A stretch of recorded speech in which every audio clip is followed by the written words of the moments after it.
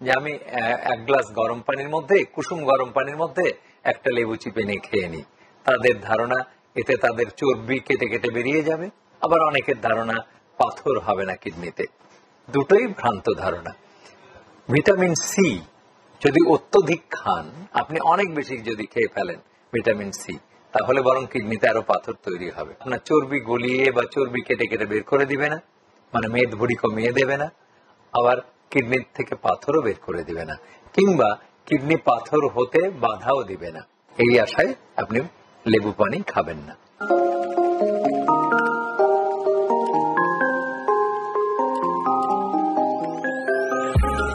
সকালে উঠে এক গ্লাস লেবু জল অনেকের খাওয়ার প্রবণতা আছে। আবার অনেকে এসে গর্ব করে বলে যে আমি এক গ্লাস গরম পানির মধ্যে, কুসুম গরম পানির মধ্যে একটা লেবু চিপে নিয়ে খেয়ে নিই। তাদের ধারণা এতে তাদের চর্বি কেটে কেটে বেরিয়ে যাবে। আবার অনেকের ধারণা পাথর হবে না কিডনিতে। দুটোই ভ্রান্ত ধারণা। ভিটামিন সি যদি অত্যধিক খান, আপনি অনেক বেশি যদি খেয়ে ফেলেন ভিটামিন সি, তাহলে বরং কিডনিতে আরো পাথর তৈরি হবে।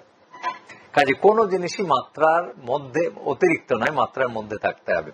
আর গরম পানিতে যদি ভিটামিন সি খান, সেটা তো কোনো কাজেই করবে না। কাজে গরম পানিতে ভিটামিন সি বা গরম পানির গ্লাসের মধ্যে ভিটামিন সি বা লেবু চিপে নিলে আপনার ভিটামিন সি সম্পূর্ণ নষ্ট হয়ে যাবে। কারণ এটা অত্যন্ত থার্মোলাবাইল, একটু হালকা গরম তাপ দিলেই নষ্ট হয়ে যায়। সুতরাং ভিটামিন সি খেতে গেলে আপনাকে টাটকা লেবু, আপনি ভাতের উপর চিপে নিয়ে খেতে পারেন, বা স্বাভাবিক পানির গ্লাসে স্বাভাবিক তাপমাত্রার পানির মধ্যে লেবু চিপে নিয়ে খেতে পারেন। সেটা আপনার দৈহিক শক্তি বাড়াবে, ভিটামিনের ঘাটতি পূরণ করবে এবং দেহের রোগ প্রতিরোধ শক্তি বাড়াবে, যেটা অন্যান্য ভিটামিনরা করে।